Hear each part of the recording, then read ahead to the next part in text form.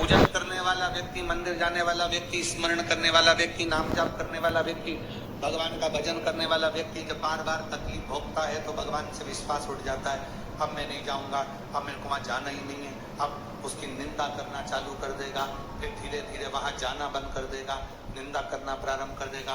वहां तो मैं जाऊंगा ही नहीं, भगवान सुनता ही नहीं, भगवान तो ऐसा हो गया, भगवान तो वैसा हो गया, मुझे कोई मतलब नहीं, सब व्यर्थ की बातें हैं, सब ढोंग ढकोसला है। कब करता है? पहले तो भगवान को मानता था, पहले तो भगवान का भजन करता था, पहले तो भगवान की स्तुति करता था, पहले तो खूब पूछता था। बंद कर दिया। क्यों? क्योंकि उसके मन की नहीं बसता था। उसके बाद भी शरीर में रोग आ गया, तकलीफ आ गई।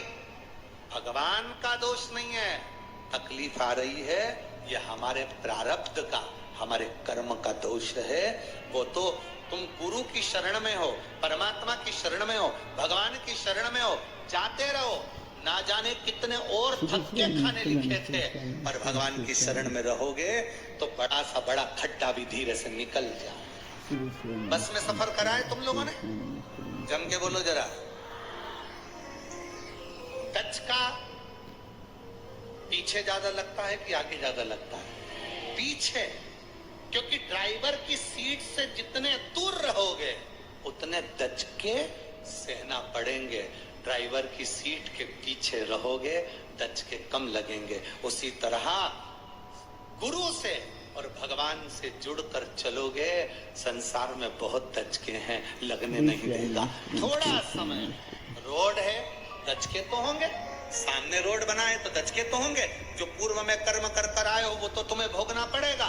संसार सागर में भोगने के लिए तो आप और हम आए हैं, पर अगर गुरु और परमात्मा की शरणागति में धीरे धीरे चलते जाओगे, खड्डे भी होंगे, दचके भी होंगे, तो धीरे से निकल जाएंगे। साथ मत छोड़ो, साथ लगे रहो। श्री शिवाय नमस्तुभ्यम। हर हर महादेव। पूज्य प्रदीप मिश्रा जी ने बताया है कि जब हम भगवान से भरोसा उठा लेते हैं तो उसमें भगवान का दोष नहीं है, दोष हमारी किस्मत का है, जो हमारी किस्मत में लिखा हुआ है। पूज्य प्रदीप मिश्रा जी ने बताया है कि भगवान और गुरु तो सिर्फ नैया को पार उतारते हैं। पूज्य प्रदीप मिश्रा जी के उपाय और कथा सुनने के लिए प्लीज़ मेरे चैनल को लाइक, कमेंट और सब्सक्राइब अवश्य कर दें। मेरा चैनल है धार्मिक वीडियो, और वीडियो को लास्ट तक देखिए। आप जब उन्नति की सीढ़ी पर चढ़ रहे हो और परिश्रम कर रहे हो और मेहनत कर रहे हो, आप जब विकास की ओर आगे बढ़ रहे हो, उन्नति की ओर आगे बढ़ रहे हो, मेहनत कर रहे हो, परिश्रम कर रहे हो, और तुम्हारे परिश्रम को देखकर, तुम्हारी मेहनत को देखकर अगर कोई हंसे नहीं तो समझ लेना कि तुम सफल नहीं हुए। सफल नहीं हुए हो। जब दुनिया के लोग तुमको ताना देना चालू कर दे, आड़ा टेढ़ा बोलना चालू कर दे और तुम पे हंसना चालू कर दे, समझ लेना कि अब तुम्हारी उन्नति निश्चित हो गई है।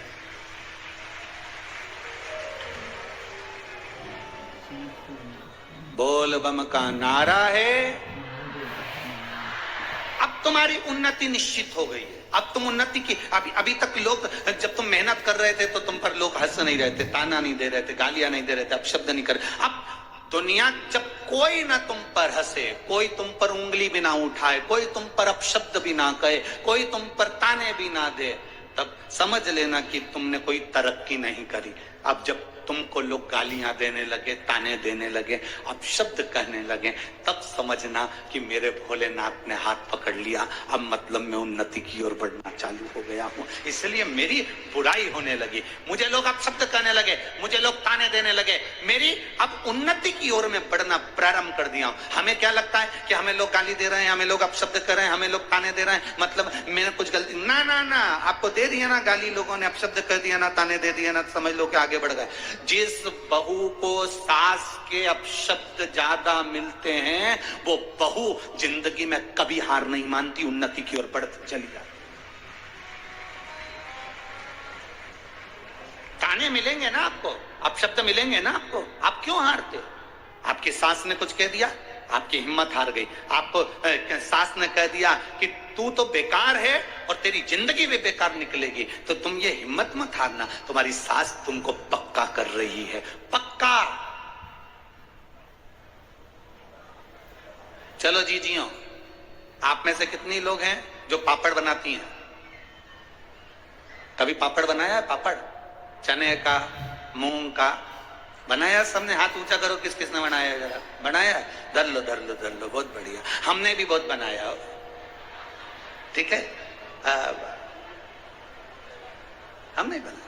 पापड़ बनाने वाली माताएं जानती है कि जो वो पापड़ का जो आटा होता है ना, उसको चने की दाल का जो आटा होता है, उड़द की दाल का, मूंग की दाल का जो आटा होता है, उसको अच्छा मसने के बाद उसको कूटना पड़ता है। जितना कूटेंगे ना तो वो जो लोई होती है ना, बेलते समय फटती नहीं है। बोलो सही है कि गलत है? सही। अच्छे से बोलो जरा, दमदारी से। पापड़ के आटे को उसनने के बाद अच्छे से कूटो। कूटोगे तो जो लोई है ना, जिसको तुम धागे से काटती हो,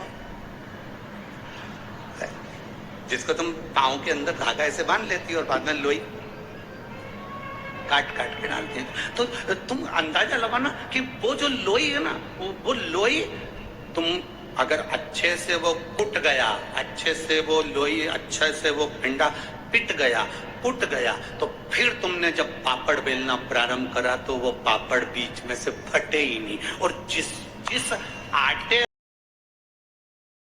श्री शिवाय नमस्तुभ्यम, हर हर महादेव। पूज्य प्रदीप मिश्रा जी ने बहुत ही अच्छी बातें बताई हैं। पूज्य प्रदीप मिश्रा जी ने बताया है कि अगर कोई ताना दे तो उससे टूटना नहीं है, ताने उसी को मिलते हैं जो कामयाब होने की सीढ़ी पर चढ़ जाता है। क्योंकि हमेशा कभी भी हम कोई भी कठिन कार्य करते हैं तो लोग ये ही बोलेंगे कि ये आपसे नहीं होगा, लेकिन अपनी हिम्मत हमें कभी भी नहीं हारनी चाहिए और अपने कार्य को संपूर्ण रूप से अपनी पूरी श्रद्धा और मेहनत से करना चाहिए। अगर आपको पूज्य प्रदीप मिश्रा जी के उपाय और कथा अच्छी लगी तो प्लीज़ मेरे चैनल को लाइक, कमेंट और सब्सक्राइबर अवश्य कर दे। मेरा चैनल है धार्मिक वीडियो। श्री शिवाय नमस्तुभ्यम, हर हर महादेव।